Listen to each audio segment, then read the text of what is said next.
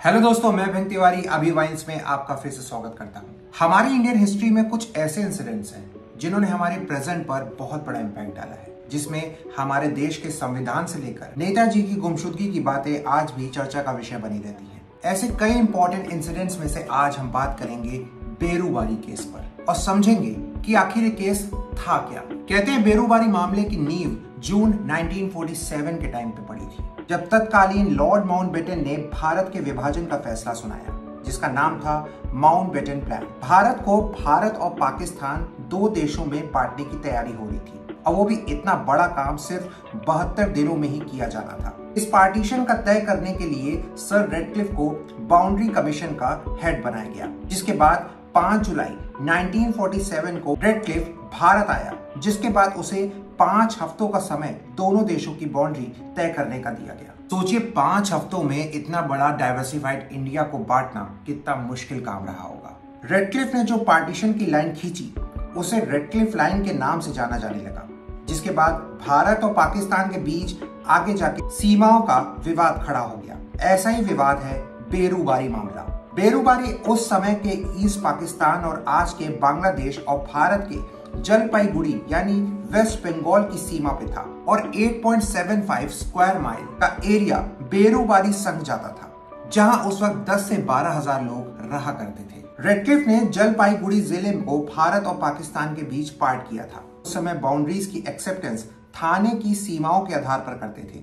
ऐसे में रेडक्लिफ एक थाने के बारे में लिखना भूल गए, जो था बेरूबारी यूनियन नंबर 12, जो जलपाईगुड़ी थाने के अंदर आता था, जिसे भारत को दिया गया था। हालांकि बोड़ा थाना की चूक और मैप पर गलत लाइन के कारण पाकिस्तान ने भी क्लेम करना शुरू किया कि बेरूबारी का एक हिस्सा उसका भी है। पाकिस्तान ने पहली बार 1952 में बेरूबारी संघ का मुद्दा उठाया। चूंकि बेरूबारी एक मुस्लिम बहुल इलाका था, तो पाकिस्तान ने कहा कि ये क्षेत्र मेरा है, लेकिन गलती से भारत इस पर रूल कर रहा है। अब आप इससे अंदाजा लगाइए कि रेडक्लिफ ने ऐसी लाइन खींची थी कि घरों के बीच को काट रही थी, जिसमें कि आधा घर इंडिया में और आधा घर पाकिस्तान में। यह विवाद तब तक चलता रहा जब तक नेहरू नून समझौता नहीं हुआ। 1958 में भारत पाकिस्तान की सीमा विवाद सुलझाने के लिए नेहरू नून समझौता किया गया। इस समझौते के अंदर बेरूबारी को आधा बांटा जाना था, जिसे आधा ईस्ट पाकिस्तान और आधा भारत अपने पास रखने वाला था। लेकिन सवाल यह था कि बेरूबारी को आधा बांटा कैसे जाए और किस कानून के आधार पर डिवीजन किया जाए। उस समय केंद्र की सरकार ने इस मामले को लेकर समझौता तो कर लिया, लेकिन उसे यह नहीं पता था कि संविधान के किस प्रावधान के तहत इसका विभाजन किया जाए। हालांकि तत्कालीन वेस्ट बंगाल गवर्नमेंट इस डिसीजन से बिल्कुल खुश नहीं थी और पश्चिम बंगाल की जनता भी अपनी नाराजगी जाहिर कर रही थी, क्योंकि यहाँ की जनता को भारत देश के सर्कल में रहना था।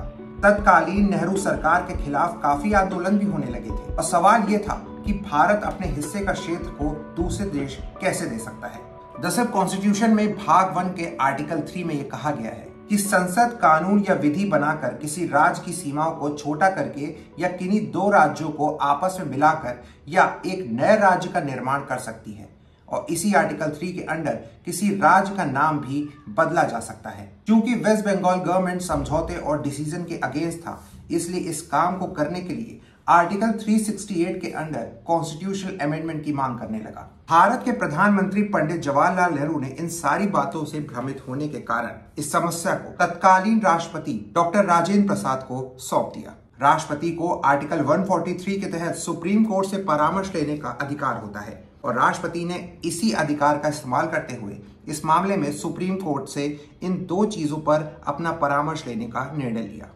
इस मसले को सुलझाने के लिए 8 जज कॉन्स्टिट्यूशनल बेंच को बनाया गया, जिसकी अध्यक्षता जज बीपी सिन्हा जी कर रहे थे और इसका डिसीजन तब के मुख्य न्यायाधीश प्रहलाद बालाचार्य गजेंद्रकर जी ने सुनाया था। निर्णय में कहा गया कि आर्टिकल 3 केवल वर्तमान राज्यों में बदलाव की फ्रीडम देता है और ऐसा बदलाव भारत की सीमा में ही होना चाहिए। इस निर्णय का दूसरा मेन पॉइंट ये था कि देश की सीमाओं में बदलाव करने या एरिया की अदला बदली के लिए संविधान संशोधन करना जरूरी होगा। साथ ही इस निर्णय में यह भी कहा गया कि प्रस्तावना संविधान का भाग नहीं है, यानी कि preamble is not a part of constitution.